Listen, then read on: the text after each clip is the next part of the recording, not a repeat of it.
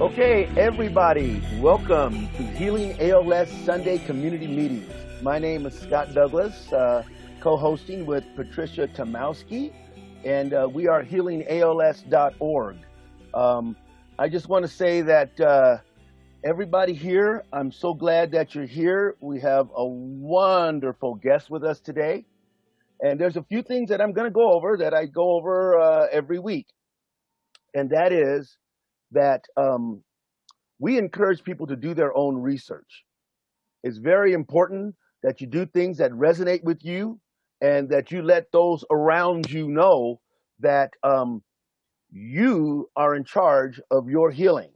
And so everyone around you are advisors, no matter if they're traditional practitioners, if they're good out-of-the-box thinking practitioners, that's great.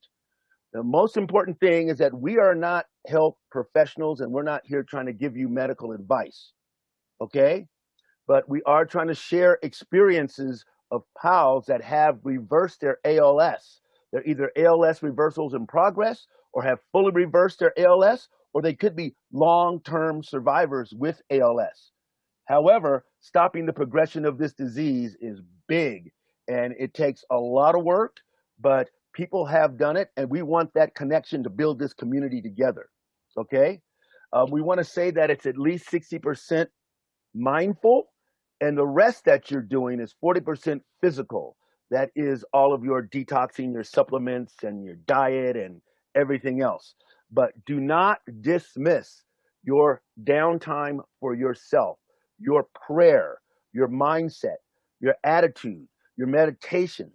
Your time for you is very important. If worshiping is good for you, absolutely. You make sure that's a part of your regular regimen every day. Just like you're taking care of your body, take care of your mind also. This is a long process. It's not easy. I mean, it's like a marathon. It is not a sprint. So make sure that you stay positive and enjoy things through life. Don't sit in a negative mode. Enjoy things. Every little progress that you make, that's great. Be happy. Those cells open up and receive better nutrients when you are in a happy, relaxing state, not a defensive state, which is very important.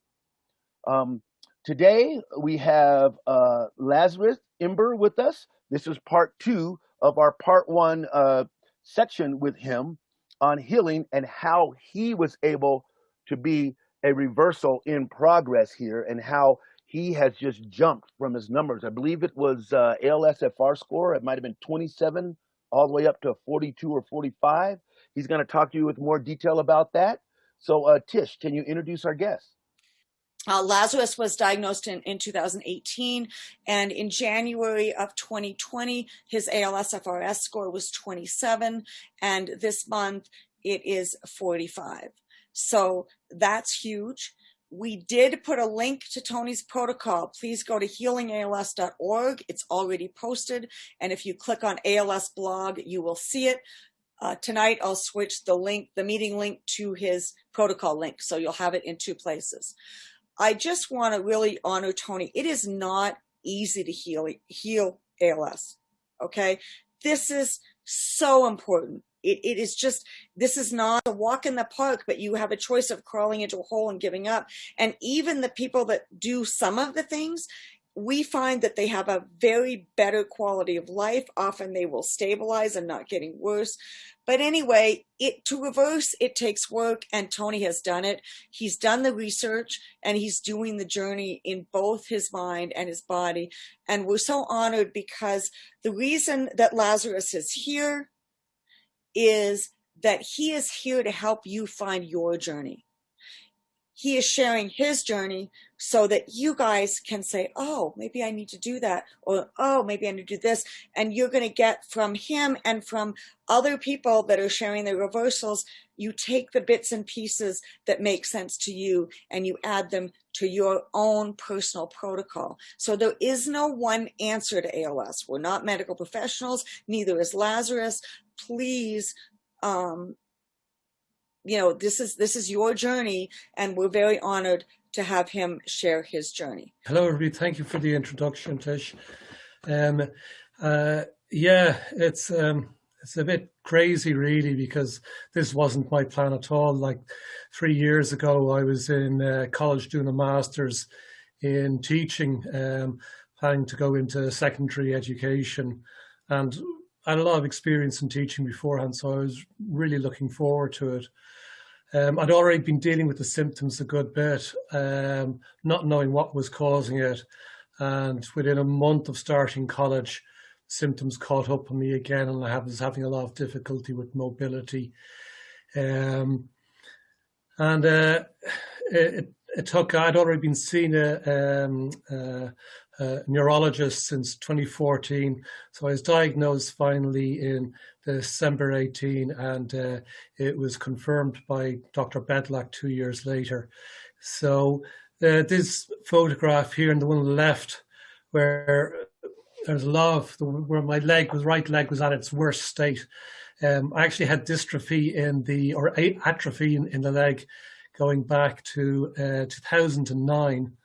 And the picture on the right is my leg today. It's my leg, the right leg now above the knee is thicker now than it has been in at least 4 years, which I'm really happy about, because that's old loss. It's not just recent loss that I've got back. It's old loss, and I'm going to be telling you what I think has really contributed to that. So one of the things that has helped me a lot is that long before diagnosis, I was paying attention to the symptoms I had of immobility, or I had dropped foot from 2014, and a friend of mine taught me the heel toe step.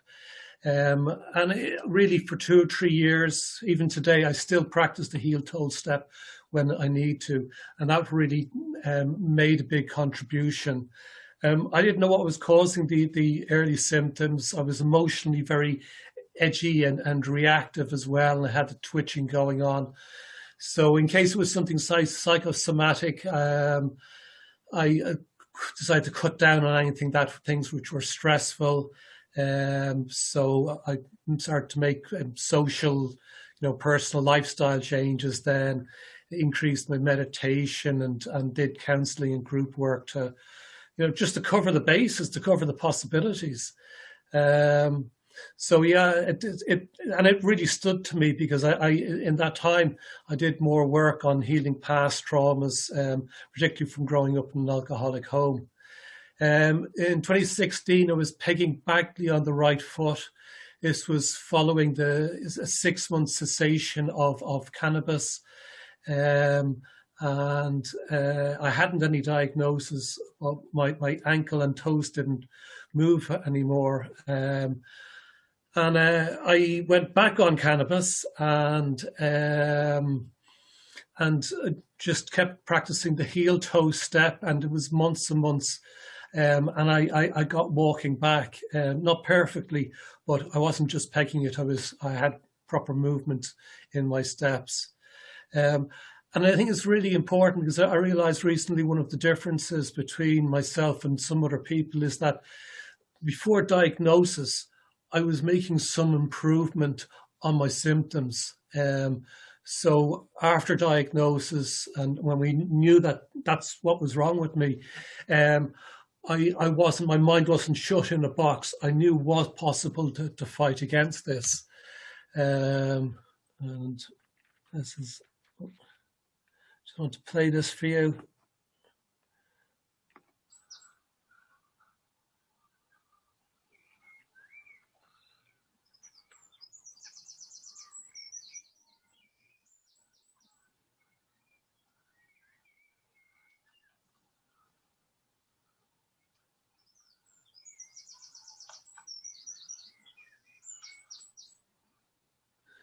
Because it's important to notice the beauty around us, and listening to nature, I find, brings me into the moment.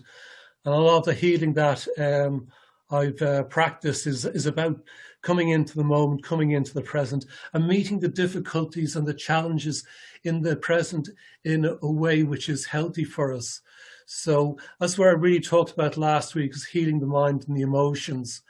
And somebody said to me, it's a diverse process. There's no simple answer. There's no a simple book or simple instruction, and it's just doing that thing. We emphasize on different things at different times.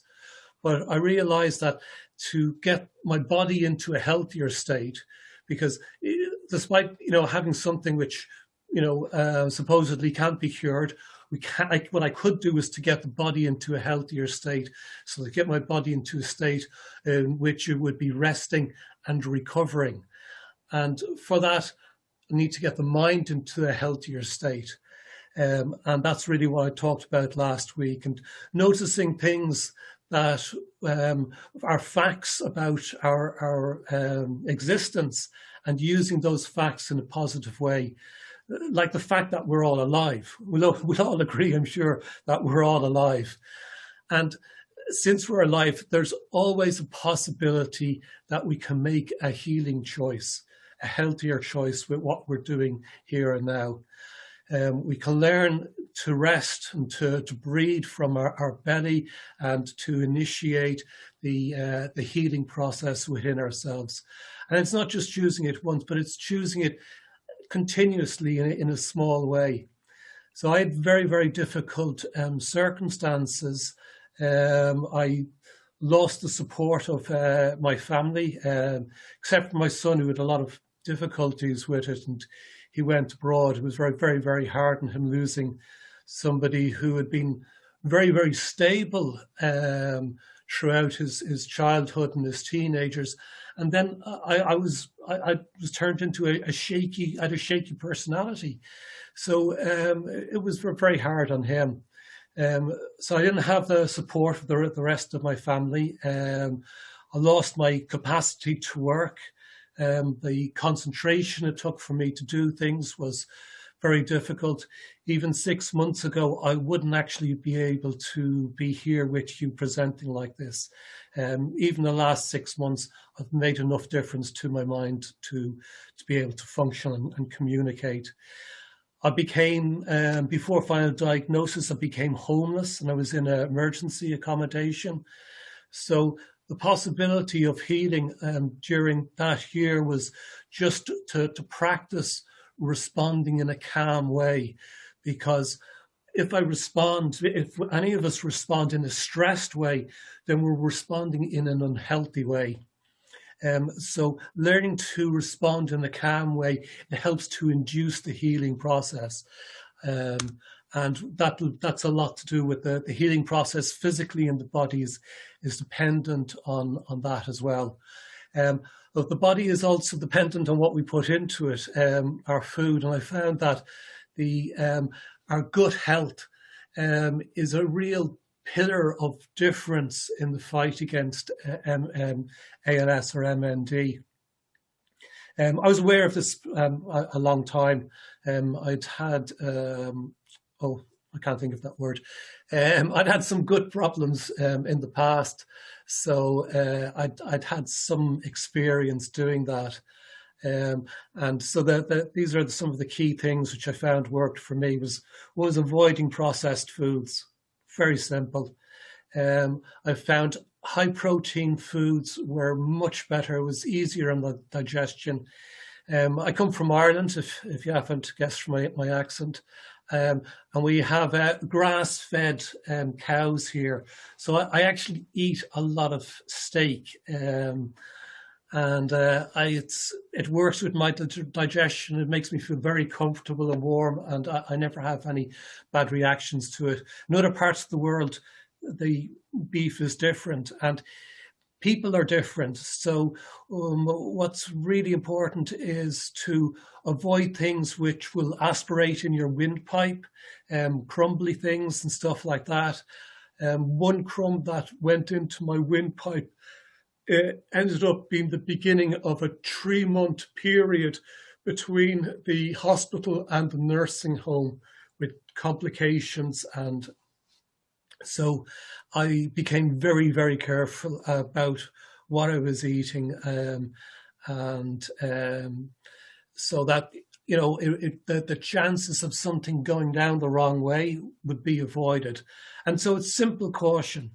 And in the same way, I avoid any foods or anything now which causes bloating, indigestion, constipation, acid reflux, gas, any symptoms in the stomach. And I've flourited on one meditation week I had where they were serving porridge in the morning. It was very tasty. So I had it 2 mornings in a row. By the second afternoon, my legs were shooting off into cramps. I was in a desperate state of mind. I was literally all over the place, and the porridge had turned into very bloat, gave me a lot of bloating. And once I shifted that on, eating some oranges, and I was able to, pass it on, my symptoms died down again. So there's a really, really close connection between the gut health and our overall health. I'll do the medications first. So I've broken it into 3 different stages. The pre-diagnosis, after diagnosis, and the final medications that I was on. Pre-diag, because, I've included here because I was on cannabis for the twitching since 2013 or so. And I had mixed use of it. I was smoking it sometimes in capsules. And wasn't really treating it as a medication, even though it was helping me with the twitching and fasciculations. And I noticed mobility improvement. One of the periods that I developed the pegging on my right leg is when I was on Lyrica for fasciculations for 6 months. And so I did what the neurologist said. Came off the cannabis, went on to the Lyrica, developed mobility problems, and the Lyrica just gave me chronic depression. I'd never experienced depression like that before. So I just cut it and went right back on to cannabis. After diagnosis, I started to take cannabis capsules. And I had a regular supply of them. The quantity of cannabis in the capsules did vary at different times over that year. It was between 50 to 150 milligrams of THC dominant oil per day. So that was in capsules diluted with coconut oil. And that year I did have a slow but steady improvement. At the end of that year, I was back in hospital again after one crumb going down the wrong way and the consequences. I was also on Relvar inhaler for the smoking, was the steroids to help the lungs expand again, and on melatonin for improved sleep. I did try sleeping tablets, traditional sleeping tablets, but I woke up with laboured breathing. So it put me into such a deep sleep, I wasn't able to breathe properly. I still have some of that sleep apnea, but it's not too bad at the moment. And the final medications which I'm on today, I'm still using the inhaler, still using the cannabis, but I've changed what I'm doing with the cannabis. Now it's around 50% CBD, 50% THC, approximately 100 milligrams a day, in capsules, with coconut oil. And that's given me a nice balance. Before, when it was THC dependent, I was experiencing more high effects, side effects of it, which aren't the worst side effects in the world, but it's nice to be a bit more grounded. And the CBD seems to regulate the high from the THC much better. I was on morphine as well, which was, I had in the larynx, had larynxospasm. So my larynx would go into spasm, and then I would be coughing to open it up again. and it was chronic, and it was completely debilitating. I wouldn't leave the hospital until this would actually been dealt with, and they're doing the wrong thing for me in hospital and making me much worse. So in hospital, I ended up going down to 66 kilos, which is the lowest that I've ever been. I got a good respiratory consultant who took me off that because it was actually killing me. I went on morphine at a very low level. It relaxes sometimes the respiratory conditions, and it relaxed the larynx, so I wasn't getting this spasm going on. And I did that for 3 months, and it was enough for my larynx to heal so I could talk without having spasm. I used other standard medication for dry eyes, gut and bowel issues, microdosing, which has helped with communication a lot. And I take ivermectin now as well for COVID. So that's a week's supply. It took me about 4 attempts to get the right little pods for pills, because most of them don't take vitamin pills. So it was well worth. It's great having everything organized for a week. I'll focus on the medicinal cannabis. It has a lot of properties. I think it's very rightly can be called a neurological healer. It's an improved medication, even in Ireland, for multiple sclerosis and epilepsy, which both involve problems with the motor neurons. And it works successfully for them. So, knowing that, why doctors wouldn't prescribe it for MND, for ALS, there's no good medical reason why not. They did a 500-person stage 3 trial for multiple sclerosis for a pharmaceutical cannabis called Sativex, which was 50% cannabis extract and 50% CBD extract. The conclusions of the trial were that cannabis is neuroregenerative and neuroprotective, and there's no damaging side effects. And you can easily be stepped into it, and the amounts increased, so don't start it at a high level. Cannabis is, has shown us that part of the human body which responds to it is now named after it. It's a part of the neurological system, to say the least. It's called the endocannabinoid system, or the internal cannabinoid system, because what they found was that there was receptors in the body that the cannabinoids from the plant were triggering. And in fact, we make cannabinoids inside our body naturally. And I often wonder to what degree our endocannabinoid system is damaged in ALS. Getting cannabis working as a medication makes such a huge difference that I can't not believe that it's either damaged from the illness, or boosting it just gives the ability for the body to fight the illness so much better. The endocannabinoid system regulates the thyroid and the adrenal glands, immune and non-autoimmune system, motor neuron functions, and mood. It's huge. It's one of the older parts of our body. If you look at our body from a evolutionary perspective, it goes back something like 600 million years, long before we were even mammals. So it's a bit of the science of the body, which we don't actually know very well, because we look at ourselves more as animals than plants. So medical cannabis, how to use it. Go back there.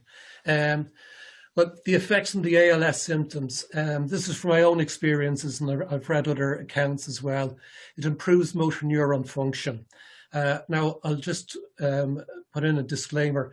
Immediately after taking cannabis, you might be in a more relaxed state and have a lower motor neuron function because you're actually in a more of a state of recovery than in the state of activity.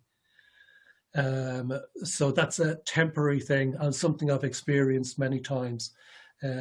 So sometimes it's taking cannabis and it's relaxing. And that's what you need to do. And when you've recuperated, then you're active, and find that it actually reduces muscle fatigue, so that when using cannabis, I can last longer doing an activity than I can without it. It reduces fasciculations and tremors. I've had times when I was in public somewhere, my legs are beginning to shake because I've just been going for too long, and I'll take some capsules. Within 15 minutes, the tremors will actually die down and I can just stand and I'm okay. I'm not shaking around the place. Really incredible. And the same with fasciculations. You can actually, instead of the fasciculations going really fast, sometimes you just can feel them building up over several seconds, releasing and calming down again. So it's really incredible. It helps to stabilize mood. It's anti-anxiety and anti-depression. And, I think in the future will be part of our cannabis medication will be adjusting the amount of THC and CBD. So we'll have one which is more suitable for anxiety or more suitable for depression. At the moment, the ideal prescription that I've experimented with is about half and half. FICO full extract cannabis oil, which is 50-50 THC CBD, and which is possible because you can get pure CBD oil and pure THC oil and mixed two together.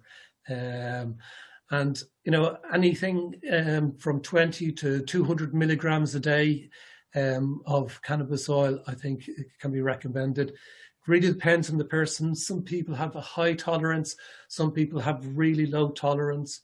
And I do consider that maybe it's necessary at some stage to have a high level of it as well.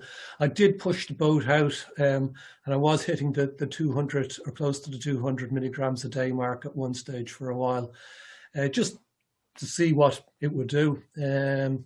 So really, a lot of what I'm saying is my own experiment, and that. There is a ALS specialist up in Scotland who has enabled a lot of late stage ALS patients access cannabis as an end of life treatment. And what they've done is that and after being on it for several months, they've come off some of their other medication and had a second lease of life. And she's done a fantastic presentation, which I've seen on it. So this knowledge is there. It is out there. The early supplements that I was taking really before diagnosis was vitamin C and this protein powder, which was really, really excellent protein powder. It's very hard to get now, unfortunately. But I had so many different things in this protein powder that I think it really contributed to me not continuing to fall into illness, or at least to maintain me in some ways which I wouldn't have been maintained otherwise. So this is what I was taking after a diagnosis, when I came out of hospital into my new home in January 19. So at this stage, for the previous year, I pretty much knew that I had motor neuron disease. In 2017 was the first EMG, and that showed extensive motor neuron damage in the right leg. In February 18, I had motor neuron damage. They found it in my arms. and Professor Orla Hardman diagnosed me with anxiety, motor neuron damage in 3 limbs, and she says I've anxiety. I'll never trust neurologists again. Well, not all of them. There are excellent neurologists and doctors out there as well, thankfully. So when I found out about the motor neuron damage, even though they weren't giving me an official diagnosis, I still was realistic about it and started to accumulate what information I could in order to fight it. But that year I was also becoming homeless as well, so I really didn't put that knowledge into effect until I had somewhere, proper to live. So this is what I was taking. NAC, which is, I can't remember exactly what it's an abbreviation for now.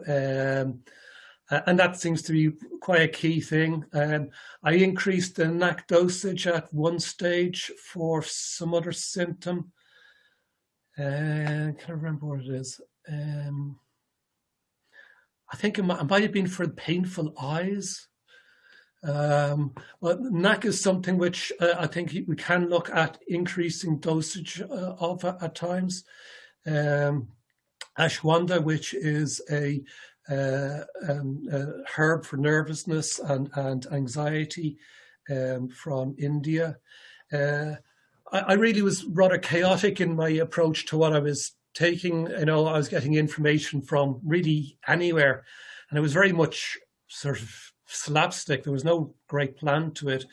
I'd look at somebody's protocol and just go, I'll take that.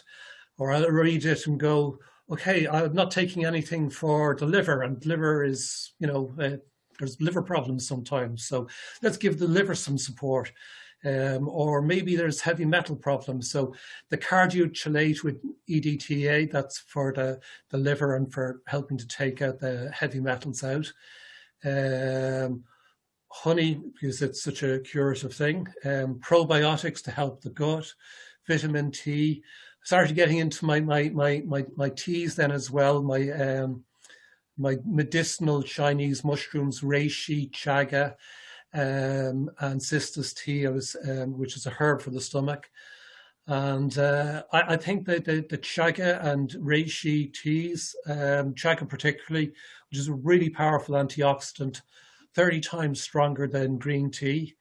And I drink about 2 liters of that a day, not just that, with reishi and cistus. I drink about 2 liters of that a day. So I'm really trying to flood my body with a different, to change its environment. Because if we actually sort out the antioxidant problem sufficiently, it's very hard for the disease to make progression. I got into smoothies as well because I was using them to take in some of the powders. So I was taking hydrolyzed collagen as well as protein powder. I did cut back at that. I was taking a full measure of each, which maybe was too much. Later on, I developed a cyst, which I think I was taking a bit too much, so I reduced it a little bit. Olive leaf extract is really excellent, but I can't remember what for. You'll have to forgive me. I'm not a nutritionist, so sometimes I remember some things better than others. One of the things that I've been doing as well is I've been taking my water from a spring well not far from where I live. And so I'm actually drinking, spring water all the time. And I don't know how much that contributes, but I'm sure that it contributes a lot. This is a picture on the right is of a teapot, and on top of the container there's that silver thing, and that's the filter. So the herbs go in there. So the herbs are really sitting in the hot water, and I just keep putting more herbs into it, and as the day goes by, so I'm just getting something stronger and stronger. So this is what I'm on now in terms of the supplements. So some of it's the same in NAC, ashwanda, cardiochelate. I've added vitamin B12, huperzine A, which is for memory, CoQ10, which I think is for the motor neuron cells. I've added into my tea, I've added lion's mane, which is for the brain, and ginkgo biloba, which is for the brain as well. And my smoothies now are getting a bit on the complicated side. There's so much in it. So there's frozen berries, ginger, hydrolyzed collagen, protein powder, and I don't have to worry about writing this down to be available. Olive leaf extract, spring well water, vitamin C, glutathione, which is for creating, it's related to the antioxidants and managing that. Creatine for the muscles as well. Nicotinamide or riboside, if that's how you pronounce it, which is for the motor neuron cells. Modified citrus pectin, which is for the liver. Phosphatidylcholine, I can't sing the praises of phosphatidylcholine high enough. As far as I understand, phosphatidylcholine is extracted from coconut oil. It's one of the things that coconut oil breaks down to. The impact, I've only been taking that for, I don't know, 6-8 months. And I picked it because I thought that, well, I wonder about what was causing the motor neuron disease. Okay, it's happening in the central nervous system. But is that some toxin which has gotten into it, whether it's a heavy metal or mold or virus, has gotten in there and upset things? So they're not supposed to get in there. And so they've gotten in there because the cell wall in somewhere in the spine is weak or damaged. And phosphatidylcholine is one of the things that you can take to improve the strength of the cell wall. So that one was really strategic. But what I didn't know was that we use it in the brain as well. So one day after I started to take phosphatidylcholine, I remembered where I put something. I started crying because I couldn't remember where I put anything for, I don't know, years really. So that's a big thing. I take elm tree extract and pine bark OPC. One of them's for the gut, and I don't remember the other one. Korean and Siberian ginseng. They're two different plants. They're completely different. They're not variations of one family. And they contribute something to my health as well. And aloe vera, which is great for the gut, and it's great for the skin because I dry skin a lot, and sometimes very itchy as well. And aloe vera has been really, really good. So you can see that there's just a lot of healthy things in what I'm taking, and it wasn't to take something that's going to cure ALS. It was to take things which are going to make me healthier, because the healthier my body can be, the better my capacity is for fighting the illness. That's what I was aiming at. I'm still kind of I'm still a bit shocked actually at how much my ALS, my score has changed in a reasonably short period of time. I do a lot of other things as well, and everything I do in my life is commitment to healing this. That's a picture of the big smoothie. It takes a little while to drink, and I take my time drinking it as well. There's no hurry. Take the time drinking. Because I do big gulps of this, then my throat will start to, my swallow will start to go slow. So I just take my time. And that's a lot of a lot of management. It took a long time to get here. It didn't just happen overnight, and it was just one step at a time. That was it. Most importantly, how am I for time? I can't remember where I am. Oh yeah, okay. So the physical exercise is really important. The approach that I've had is coinciding with mental health and with reducing stress and strain. So the aim is to stimulate the muscles without straining them. So when we're physically exercising, lifting things, when we're pushing the muscles, we're putting on a maximum firing rate with the neurons. So if we have those neurons are damaged as well, then I thought there's a good chance this excess firing is going to be killing the neurons quicker. So I chose to go underneath. So for me, it's not a case of making more effort. It's a case of making less effort. So when I was walking and my legs would be turning into tree trunks, trying to take steps forward, I would just go, relax, go more slowly, go quieter, go easier, and calm it down, calm everything down. I would be doing that with my breathing and techniques I explained last week. And then I can just keep on walking in a relaxed state, and the legs could do that. And so it made a sense in terms of physical capacity as well.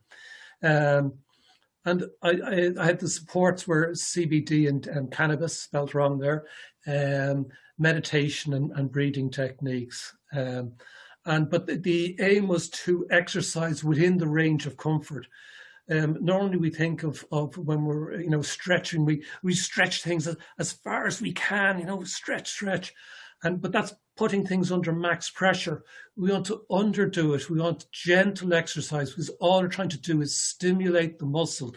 Because when we're stimulating the muscle, we're stimulating its health, and so that has informed all the movements and the exercises, and it's really come back. I'd like problems holding my toothbrush. I was beginning to use my left hand with the fork for the plate and stuff because my right was so long, and now I've got nearly full strength in my right hand, so it's really come back, and it's not by making a hard effort, it's by being committed to making a soft effort. So I've really, I think, explained that. So yeah, the range of comfort stretching is until you meet a small resistance. You're only trying to do a small resistance, that's all, not a big resistance. And then we can move it. And when we do that in a small way, in a small resistance, the experience isn't stressful and it's not straining. And then we have the experience of using our body in a way in which we're not straining it, in a way in which it's relaxing. And that's really, really important for our state of mind and recovery. This is the Chi machine. Oh, I think that one's in the wrong place. Anyway, physical exercise, the heel toe step. This cured my my dropped foot. Cured my drop foot, and cannabis. I was taking cannabis as well.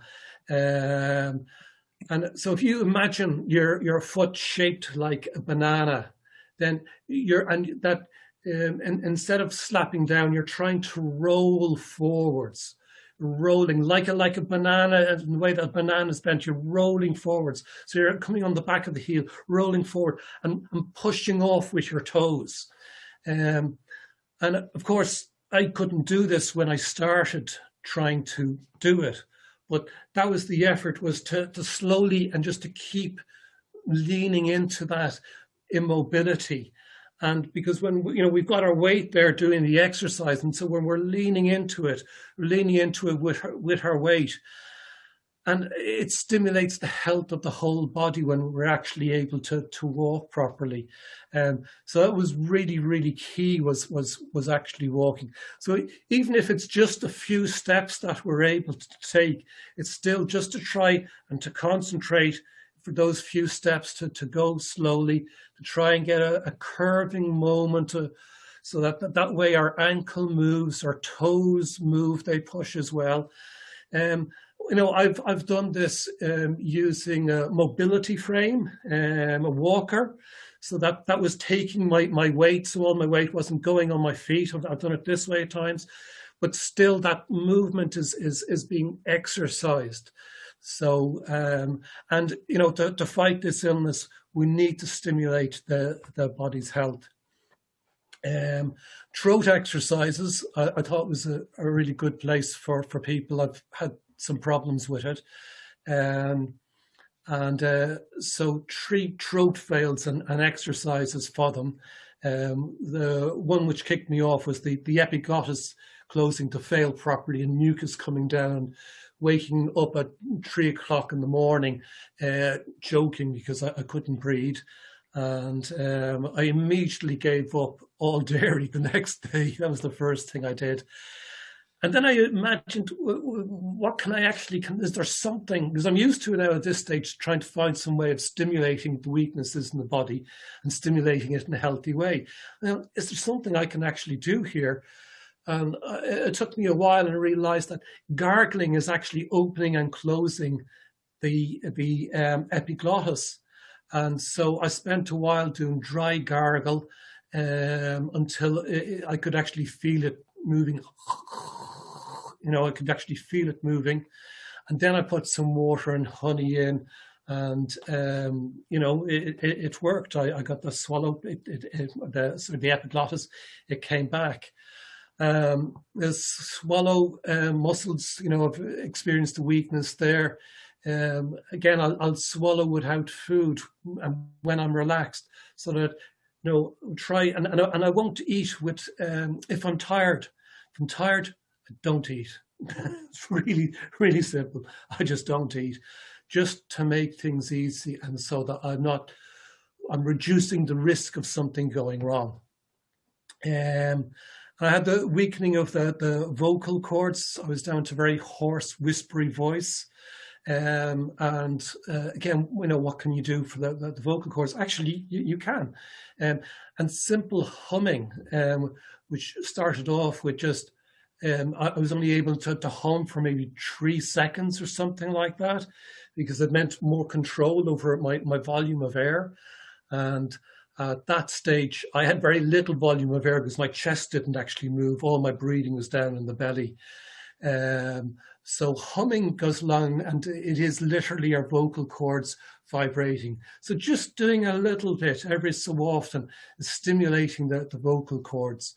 And with the face, because I mean, I remember when, you know, I was just speaking like, you know, my mouth was just a small O kind of shape. I couldn't smile very much, and I massaged it with, you know, I couldn't use my fingers either, so I massaged it with my knuckles and that, just to stimulate. I wasn't talking to enough people either at the time, but, you know, there really are things that we can do.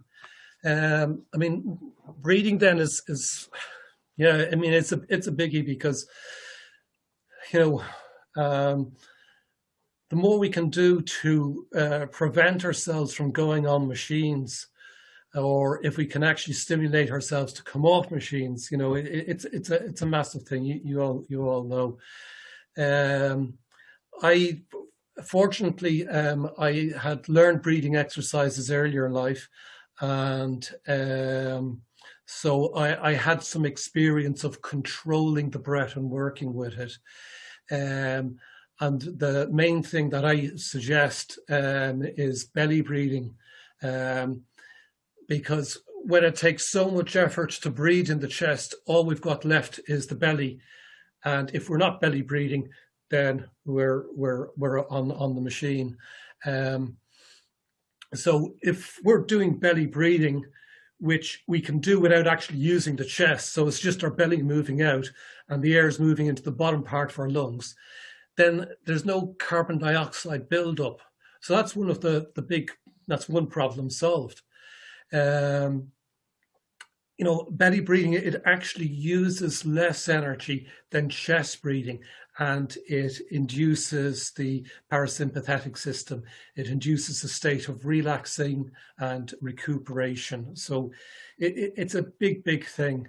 And I think that even if you're on a machine, if you can concentrate on feeling the air moving into your body, if you can feel it moving into your belly at all, and make any effort you can to work with that effort, so that you're doing what you can. And then there's a feel good factor in making the efforts that we can make. What happened then was that after my when I was recovering, my health consolidated a bit. I found that it was my chest, my lack of breathing in the chest was really holding me back, because I was able to walk a little bit, but I couldn't walk and talk. It needed too much energy. So I started breathing from the belly, and then breathing that actually up into the chest. So I was breathing into the belly and then breathing up and expanding out into the chest, because my chest wasn't working. So it took months and months of just sitting around at different times and bring this up into the chest so that the chest starts to get activated. And it worked. It's worked. The chi machine. Oh, hang on. I know what I was wanted to show you. I forgot what this was for. So this is how I used to. This is how I used to get up. This is a couple of months. It's me, imitating how I used to do it. So, great. I was able to actually get up. But it took me 2 or 3 months before I even tried to lie on the floor and use this machine. I'll show you in a minute. And this is me, today. I'm sitting straight up in a sitting position. I don't need anything to help me to get up. I can just do it. I can't believe how much my back has gotten stronger, my stomach and everything. Here. So this is the chi machine. I'm going to play the video of it first. Right. So that's all it does. You lie down and it bounces around. Your feet go on it, as you see in the big photo, and it creates this oscillation. Let's see the bigger video here. So you can see my whole body oscillating back and forth all the way, all the joints, all the organs. And you can see right up into my head that's wobbling back and forth as well. And sometimes I do it with my arms out or my arms up, and so that you get more of these oscillations into the shoulders. But I think this has actually been a big contributor to my recovery. The things they say about it: increases the local blood circulation and oxygen via gentle motion of the whole body.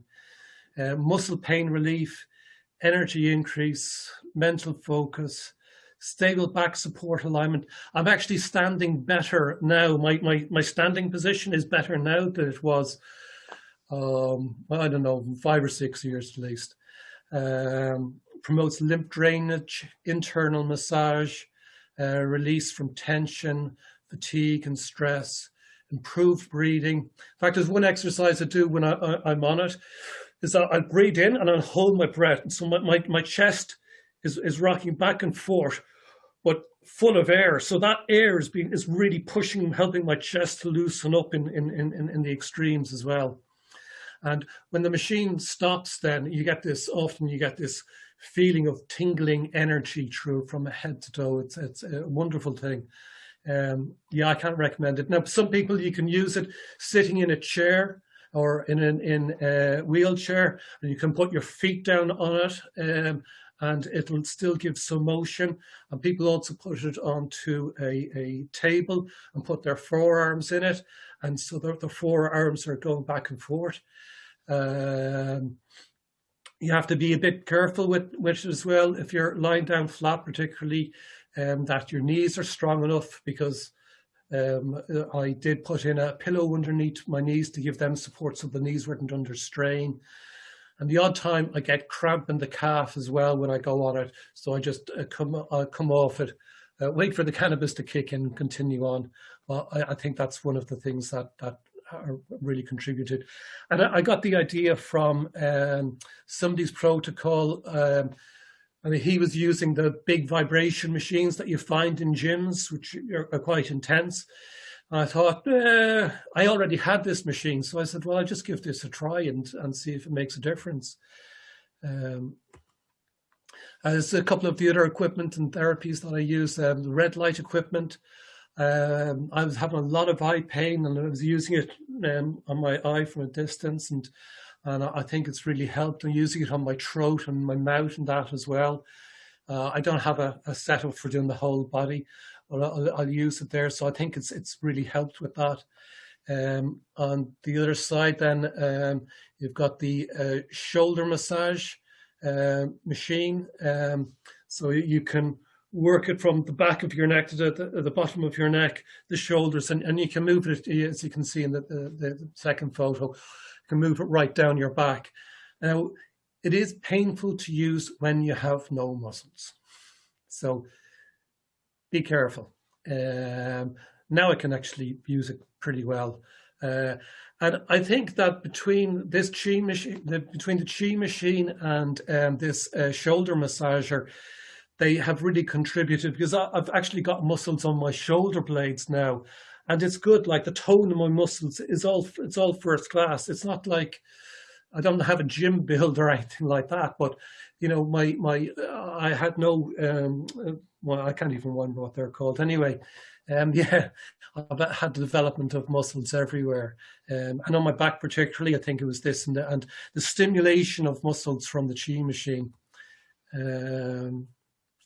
Yeah, this was a bit new. This is the electromuscle stimulator. Yeah, I'd heard of this, and I was yeah, it's sending electric signals into the muscles to contract them, and there's kind of a you know, some people recommend don't use them, but it's really out of ignorance and fear rather than knowledge. So I'm quite used to experimenting and trying things out. So I got one of these units and put it on, and you know, I mean, you know, that's the movements there you can see in it. So that's the muscles contracting. So, yeah, I was very dubious, and I'm still not ready to give it a full recommendation. I didn't start using it until I was improving.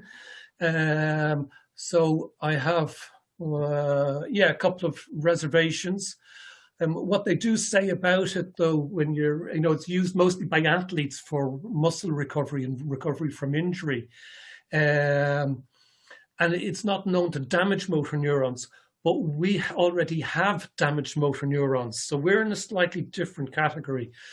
So I used it very slowly over quite a period of time for the last 6 months, because I'm pretty sure that if it was causing any problem, it's going to show up on me, and I'm going to notice that, and then I'm going to stop using. I'm quite confident at this stage that it is really contributing to having to developing my strength.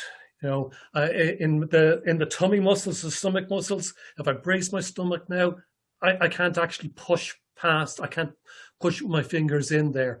I wouldn't like to take a punch, but you know, I mean, you know, we talked about it a year ago that my stomach was just like a pillow. There was no resistance in there at all. So I say use with caution. I think there's much further. There's a lot of development that can be made. It's the passive exercise of the muscles, and as it says in the official literature, that it bypasses the noise of the motor neuron system. And I thought that was really interesting description. This is for athletes.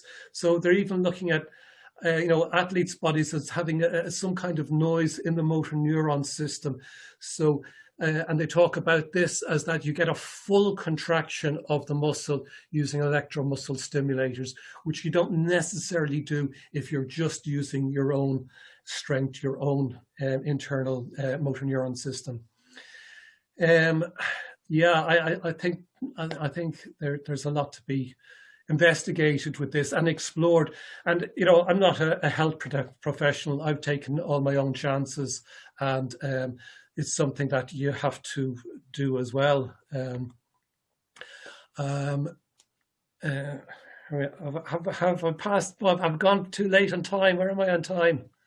You're okay. You're fine. You're a little, if you could finish up sooner versus later, that would be good. Then we have more time for questions, because we have a lot of questions, but you're doing okay so far.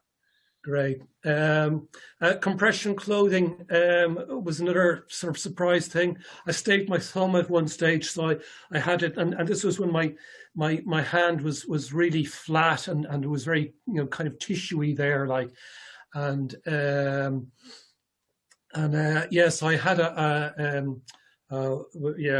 had some sort of compression glove on my hand to prevent further injury after the staved thumb.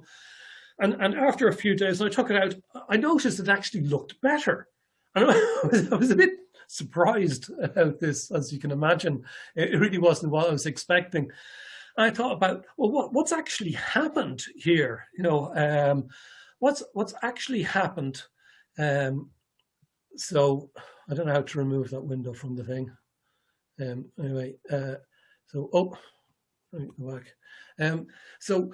I checked it out a little bit and found that athletes use compression when they're training because it gives a passive stimulation, passive exercise to the muscles. They're also used by people with arthritis and immobility problems as well.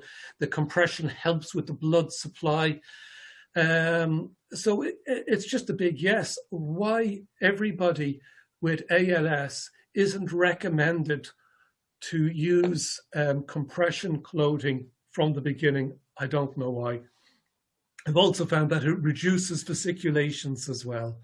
So it's great. It increases muscle fatigue recovery.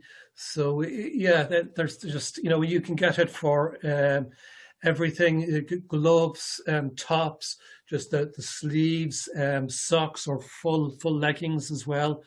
The one warning I will give with it, or two, is one, it's better to not to wear it at night when you're asleep, because there is a passive exercise going on with it. It won't injure you, but you might be like me and you'll wake up with big twitches going on because your muscles are still actually active, and you have to take it off. The other one is with the warning with it is with the tops. Because several times I was wearing the tops and I was wearing it for too long. And because it's creating a resistance, the compression is creating a resistance, it meant it was making it more difficult for me to breathe. So my breathing was reduced. So I'm more careful with the tops for that reason. But definitely worth getting, and great for the hands, really, really great for the hands. Sauna, I think this is actually more or less my last slide. The sauna,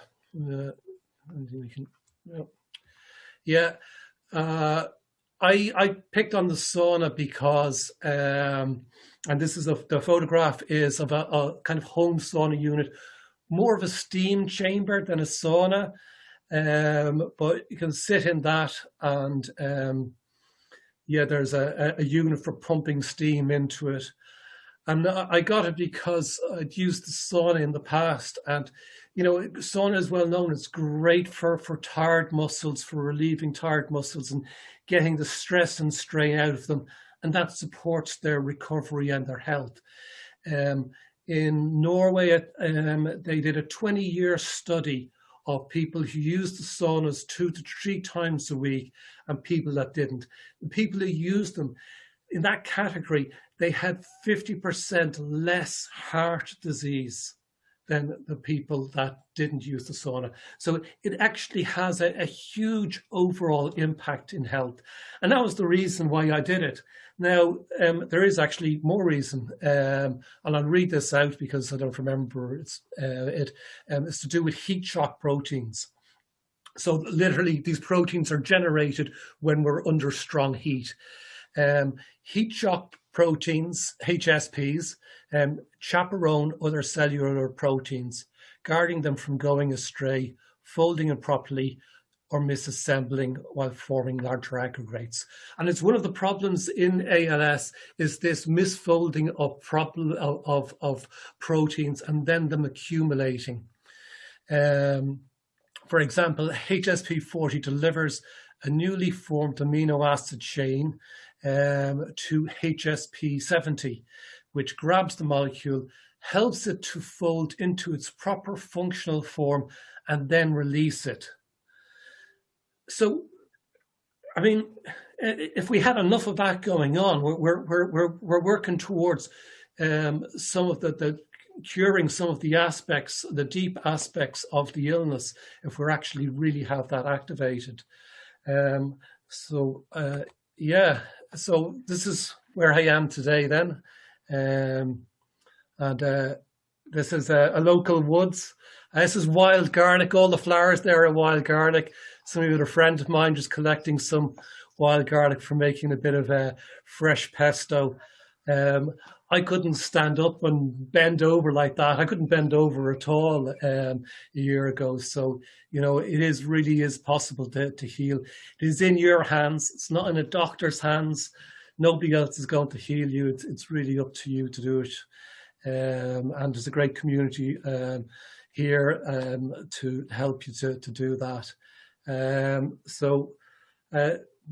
I'll just finish on the short 6-week course on optimum healing state, which is really the state of mind that we need to practice in order to really support the body to healing. We'll be looking at things like using the placebo, practicing small choices, relax, rest and heal, facing stress, breathing and activities, and meditation, stuff we did covered last week. So that'll be starting on Tuesday the 4th. So thank you very much for your time. Tony, we cannot thank you enough. What a beautiful presentation. You can see how much work and effort that Lazarus has put in over the years. And this is just a slow but sure process. You guys can all do this. That's what I want to say. You can all do this. And the fact that he's also shared his protocol it's on the link on the ALS blog. A couple of people asked about that. If you go to healingals.org, click on the blog, and the link to his protocol is right there. But it was just beautiful. So thank you. And so, Gabby, why don't you get the first question while I'm unmuting Julie? Absolutely. Thank you so much for sharing quite the inspirational story. This is from Glenn Frick. He asked, are you still working with Dr. Bedlack, and is he monitoring you to possibly be a reversal? Yeah, he's monitoring me to be a reversal. That's where it is. So he confirmed it. But because I'd had so much fluctuation in my history that, you know, he said, let's let things settle down into a longer term. That was back in December, and I'm still improving. So I'm yeah, but yeah, it's there, it's happening. Wonderful. Did you have spontaneous or familiar? Did Dr. Bedlack do any genetic testing on you? I haven't had any genetic testing. I don't know of any of it happening in the family. Okay, this is a comment, but I'll do a follow-up question. So Jessie said one of the challenges that I'm not sure, I think she faces is that her callus has emotional breakdowns and very negative personality. You talked a lot about your struggles and, you know, people not supporting you. Do you have any advice for people who are in this situation? Well, yeah, I mean, it's very difficult. You know, I mean, I was suicidal for a long time as well because of the lack of support and that.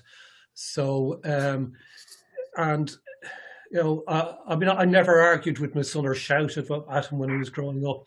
And then towards the end of his teenage years, I became very reactive, and it was really horrible.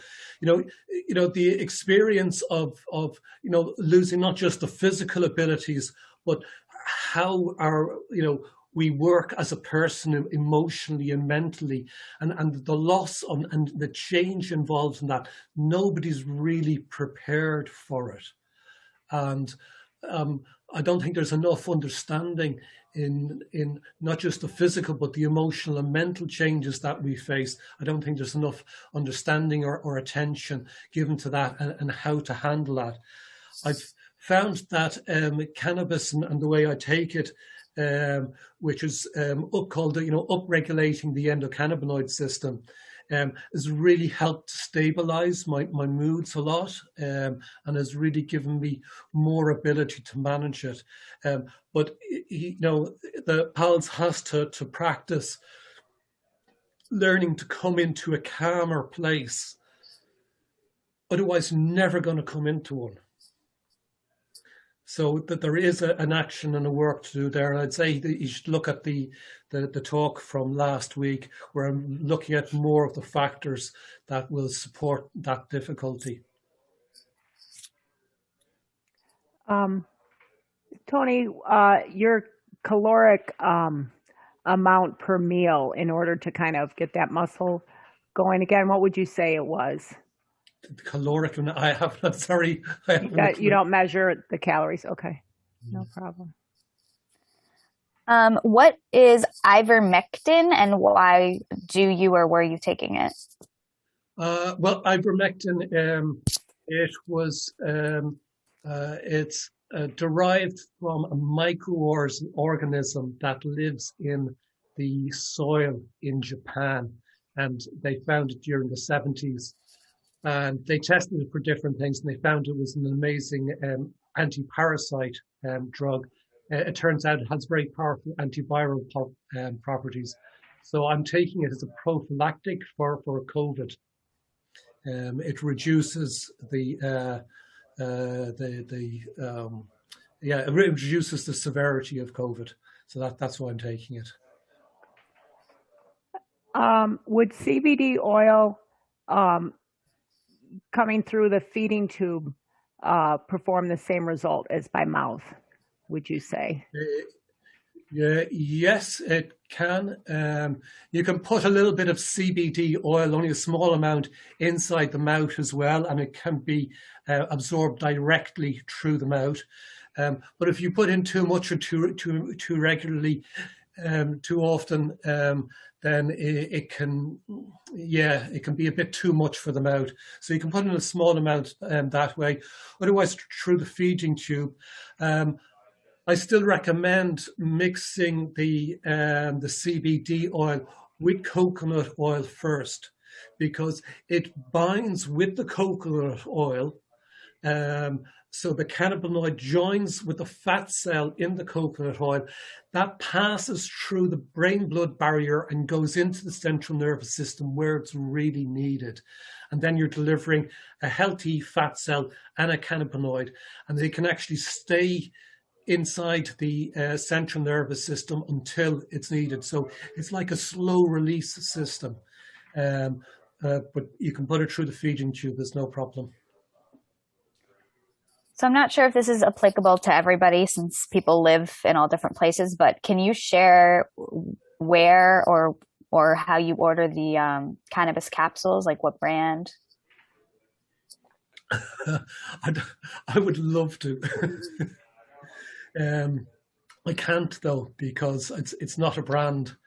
It's something that all I can say is it's locally made, and so I know the quality of the product. But unfortunately, I would love to have a prescription where I could just go along and get it handed over to the counter to me in the chemist. But no, in the protocol online, I describe how to make the capsules, and I describe all of that in some detail there. So it is possible to do. At the very worst, if you're making it at home, and I know lots of people do, is that where they have some cannabis flower, they have to decarboxylate it, they have to heat treat it in the oven for 40 minutes. You need to look at some instructions for doing that. And then it can literally be grinded up and put into a jar of coconut oil, and they can put that, at a half teaspoon at a time, and put it into the tube or into the mouth, whichever. And that will be enough to give a regular, smooth, upregulated supply.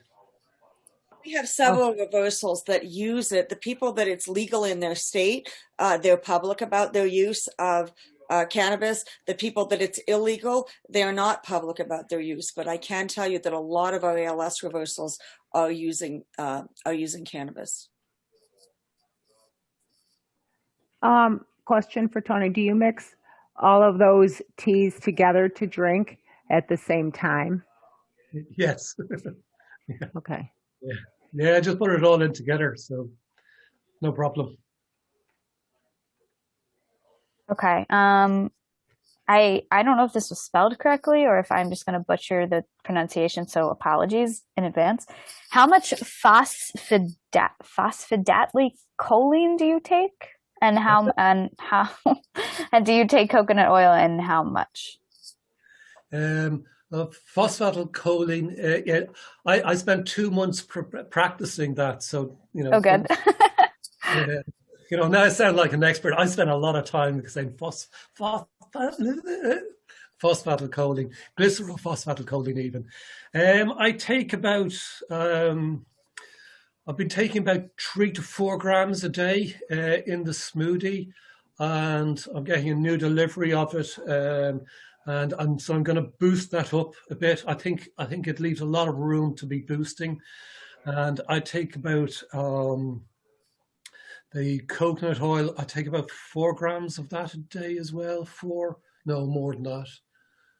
No, it's more like 10 grams a day of coconut oil, I think, which isn't a huge amount. How many smoothies do you drink in a day? I was drinking 1, and now I'm doing 2. The reason for it is because I'm trying to get all the stuff, all the supplements that I take in the smoothie, to spread them throughout the day a little bit more. So yeah, twice a day now. Was there something else? Yeah, Glenn asked, how do you get your heel down first with drop foot? My toes always hit first. For that, well, my heel wasn't. How did I do it?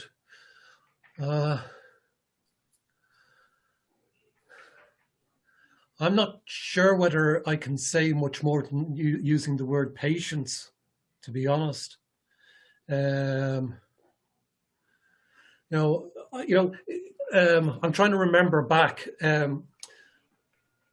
and so even when my heel wasn't hitting first, which was true, even then I was still trying to press off with the rest of the foot. So still trying to press off with the toes. So even though the heel wasn't coming, so it was slapping down while I was still pressing off with the toes. And I think that might have been enough to get the foot to start to function better. And then a lot of people have been asking about the specific dosages of your list of supplements. I know that we had responded in the chat that all of this will be posted on the healingals.org blog, where you can see Tony's entire presentation and go back to and find a lot of the answers to these questions. So,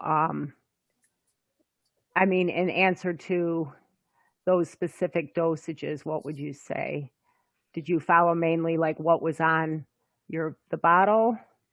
Like if you were taking NAC, did you do the recommended on the bottle of like, take 2 capsules X amount times a day? Okay. Yeah, most of the time I just followed the recommended. The cannabis stuff has just been, an adventure, an ongoing experiment. And I'm still experimenting a little bit with that.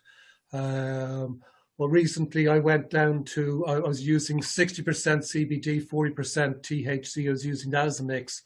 So I don't use the sativa and the other plant. I don't think of it in that way. I think about it that the strong THC dominant oil or a strong CBD dominant oil, and what proportion I mix the two of them in. So using a higher proportion of CBD and lower THC. I could feel the loss in that. I did feel that I was missing something in it. And when I brought the THC back up again, I found some improvement. But it is, at least in theory, it is possible to play around with these two things if you can get those sources for those two oils. And then did I read in your protocol that you recommend it being 50-50 of the CBD and the THC?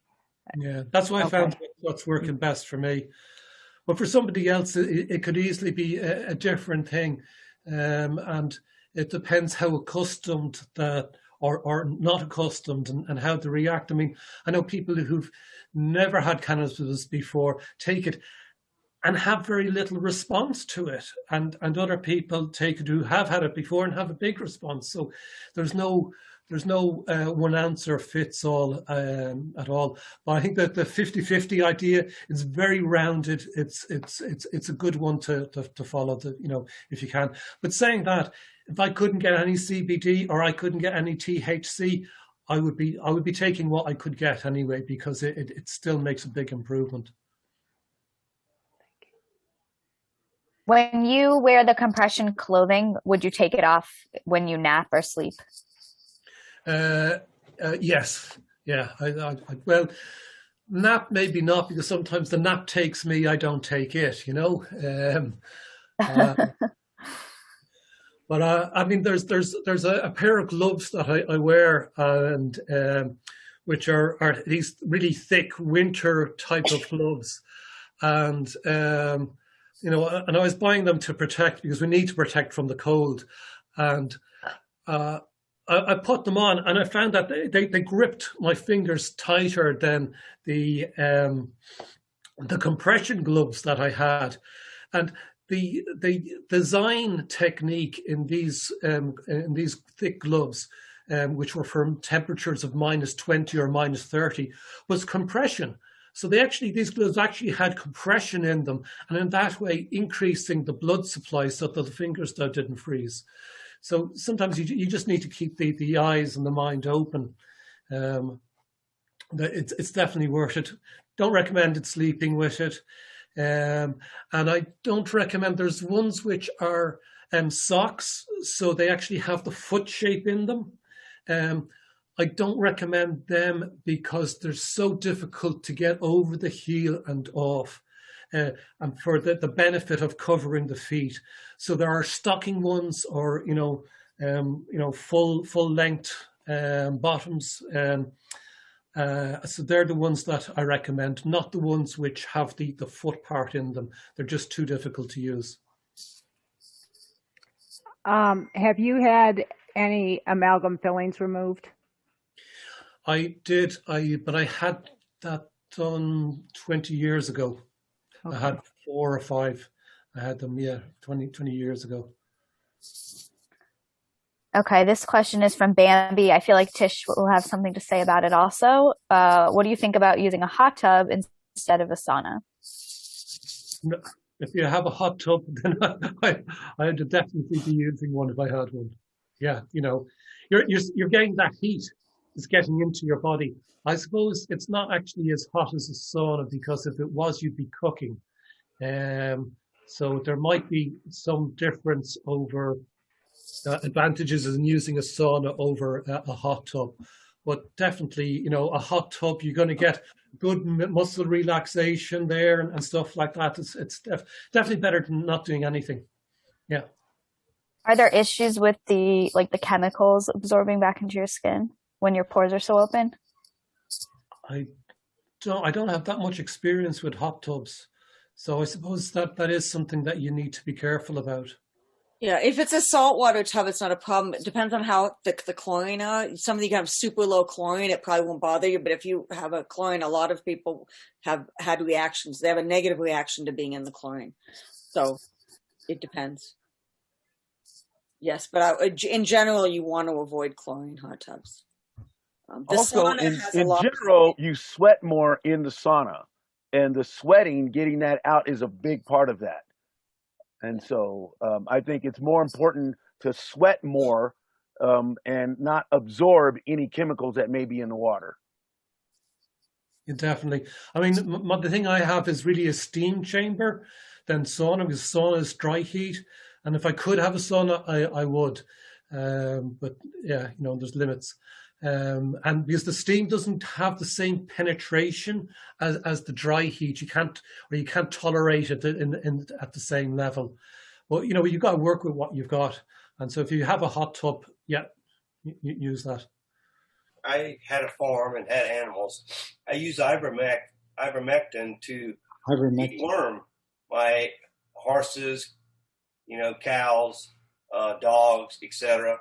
It had to be very careful on the dosage because, it's pretty toxic stuff. So I was just curious how much ivermectin you use, because that's actually in all heartworm medicine that we give our dogs is ivermectin. I follow the protocol which is given by the American Association of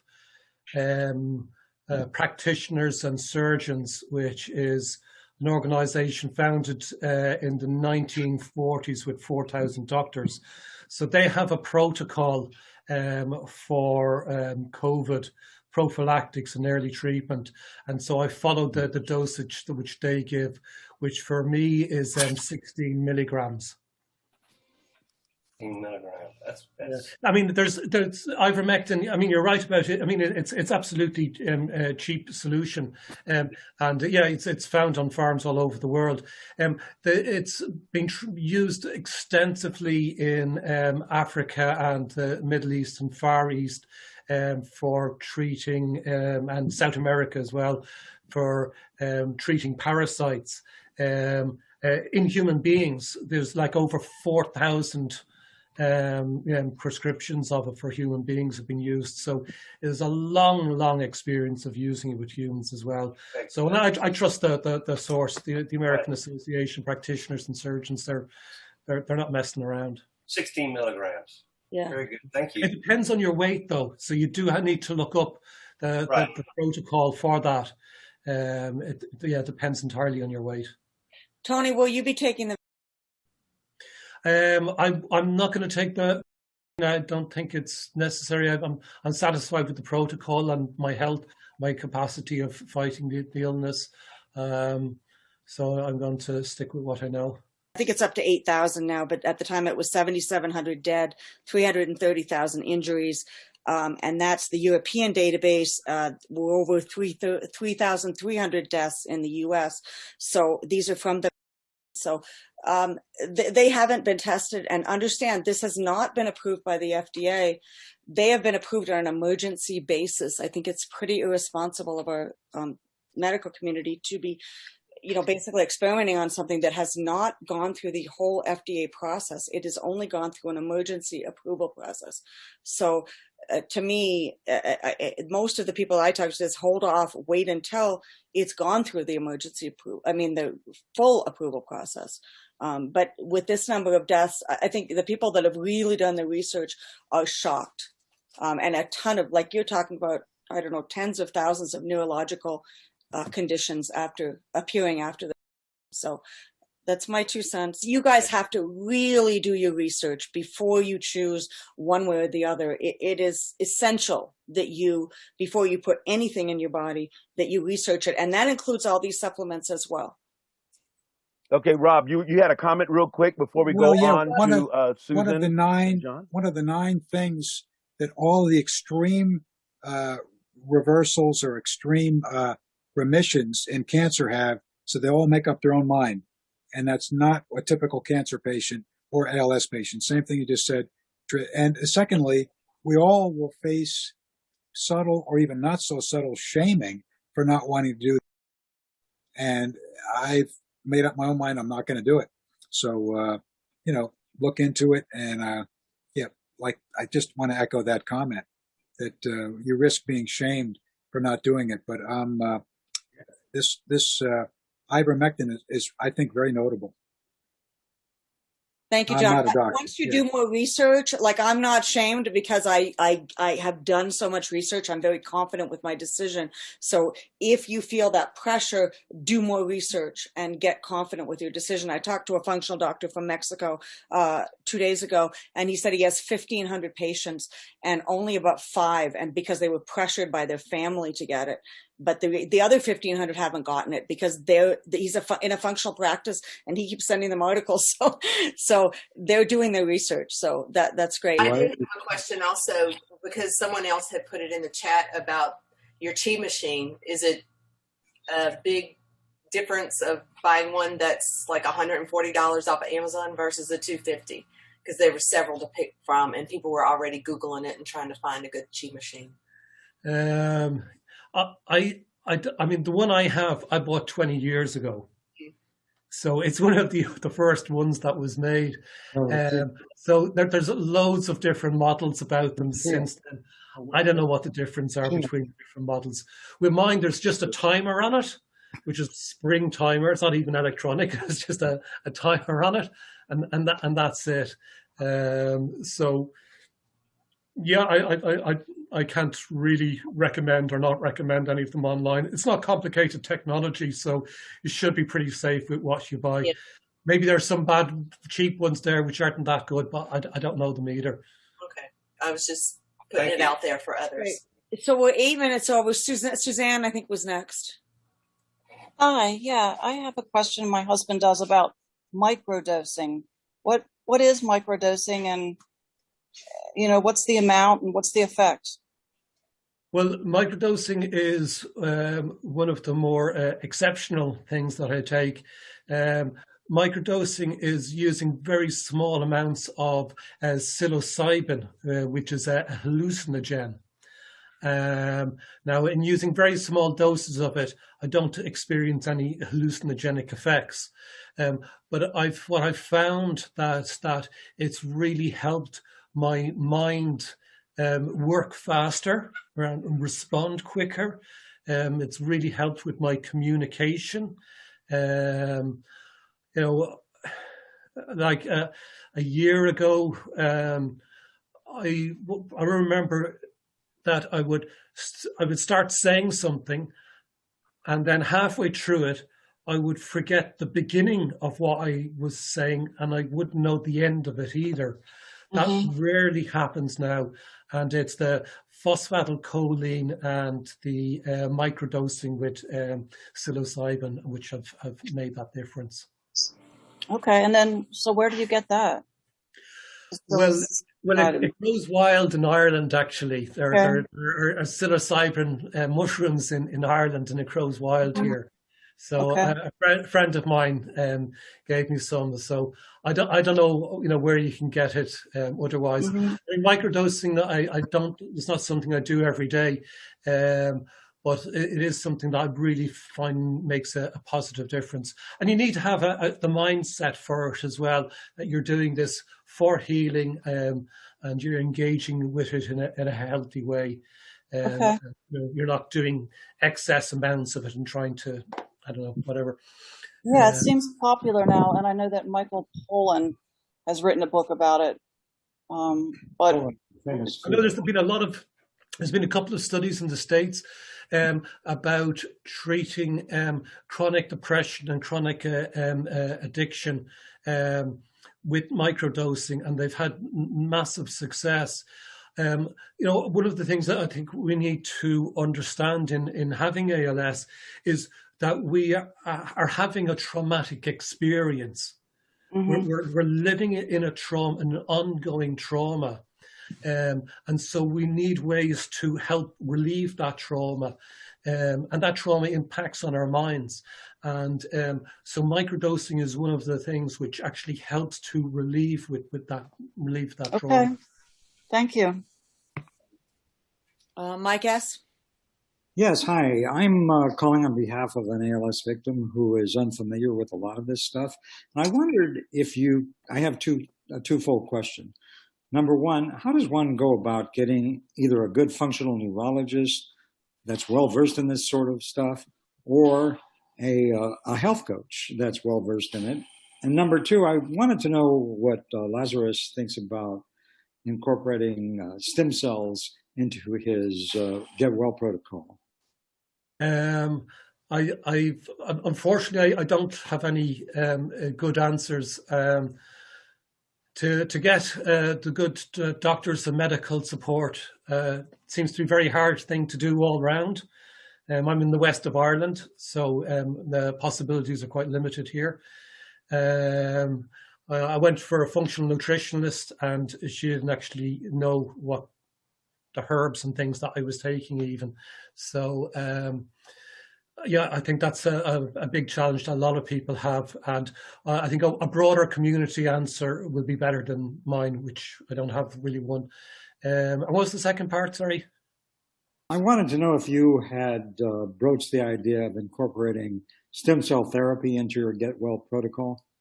I haven't really considered it.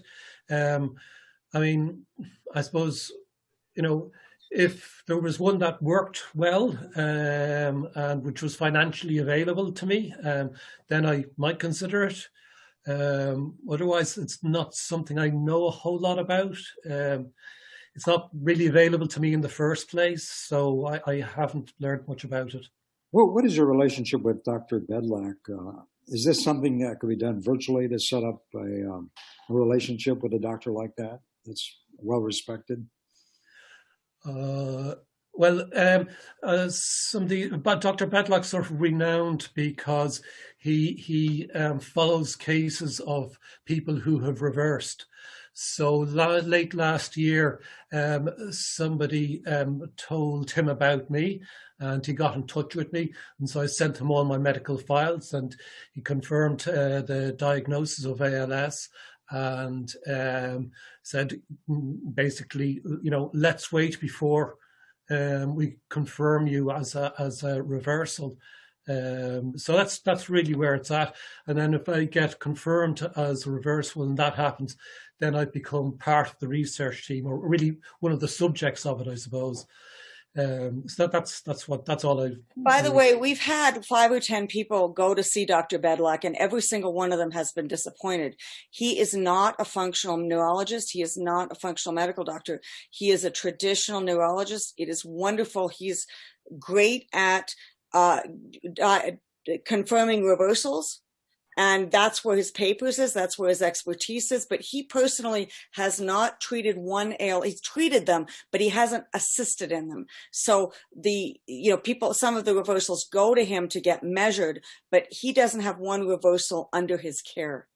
In other words, that he is responsible, his care is responsible for that reversal. You also asked for stem cells. We have monitored 30 reversals very, very closely. We know of many more. So far, we do not know of any permanent reversal with stem cells, because the stem cells they work temporarily and then they seem to die. So you have to do this overall broad program, such as Lazarus is doing now, to really heal permanently. We have reversals that are 90, 95, 98% better right now. And they have taken this broad protocol approach.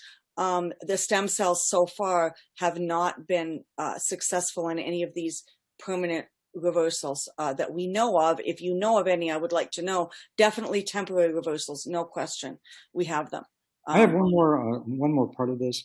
I went to a holistic. I talked to a holistic medicine doctor who didn't have any knowledge about this area, but he had strongly advised consulting a functional neurologist. He said that they have had great results, and even though he didn't know about any per se, I just wonder what your opinion on working with someone like that is to arrest this disease.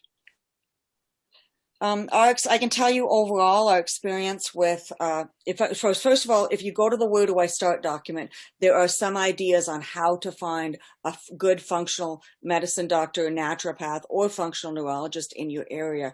They are not all the same. And our experiences, the people that have gone to them, it's still over 90% of what you do and less than 10% of what your functional neurologist or functional doctor does. If you look at what Lazarus has done, he has taken his health into his own hands. He has done a ton of research and a lot of experimentation, trying different things. This is working, this isn't, you take it for X amount of time.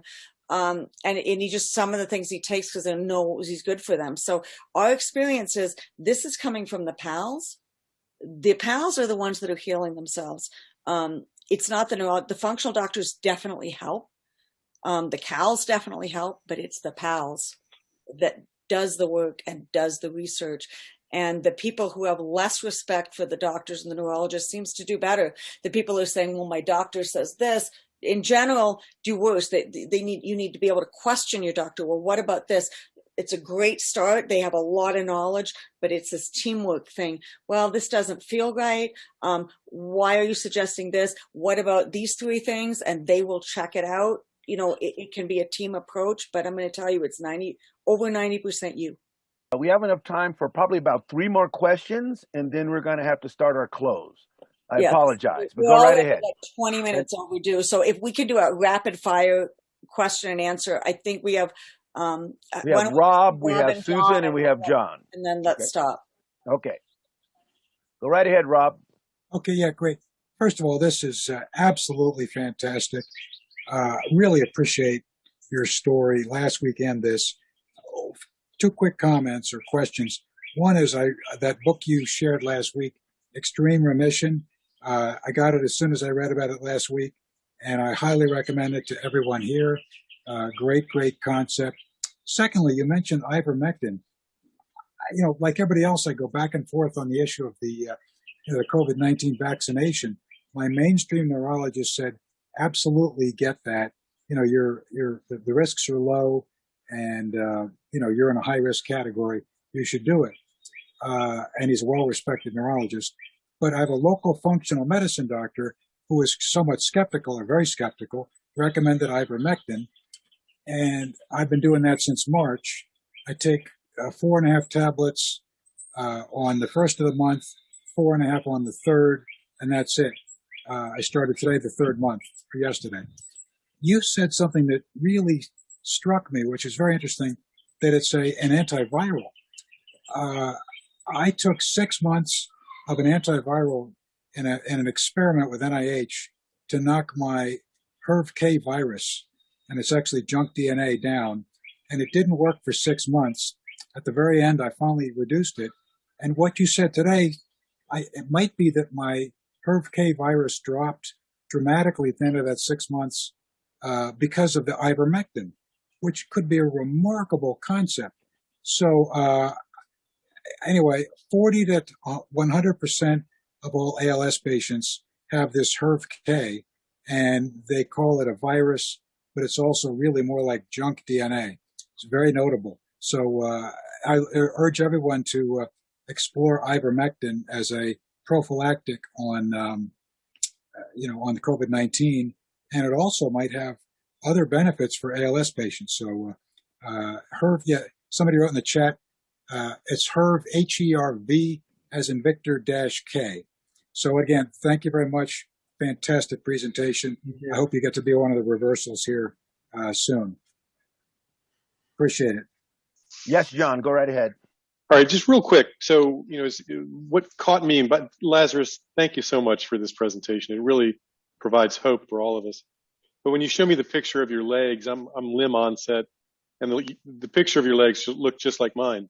And I've gotten to the point where slowly I haven't been able to walk, and so I'm in a wheelchair now. Were you ever at that point where you could not walk, or at least didn't feel safe to put? Yeah, I mean, I was in a mobility frame, a walker. I've used that, and it was one time I was admitted because I had some extreme exacerbations as well, and where I'd lost complete functionality in my right leg, and I'd be on the walker.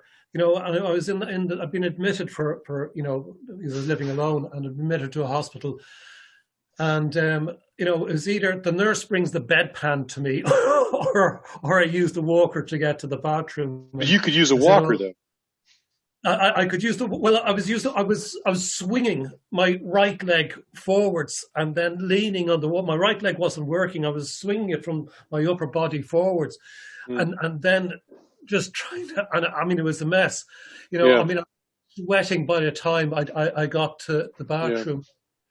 But I was just using my pride to motivate me to make the effort.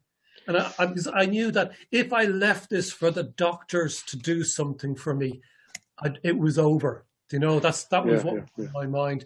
So even though it was an extreme effort, just to stimulate it so that it has something it has a chance of stimulating back into health again. And I think that everybody with ALS should be getting some sports massage treatment or physiotherapy treatment where you relax and the therapist does the movements for you. So your body is doing these movements, but not using the stress and strain of the muscles, because the therapist is actually doing that, but it's still stimulating the muscles. Right now, your back and forth motion reminds me of what I'm like in the pool trying to simulate walking, but it's back and forth. The only other thing that I had was, Rob, you mentioned a book that Lazarus had suggested. What was the name of that book again? Is Rob still on? Maybe not. Rob, you have to unmute yourself, Rob. Extreme Remission. Okay, thank you, Rob. You're welcome. That's all I had. That's all I had. Thanks so much, Lazarus. I'm going to come to Ireland to visit you, man.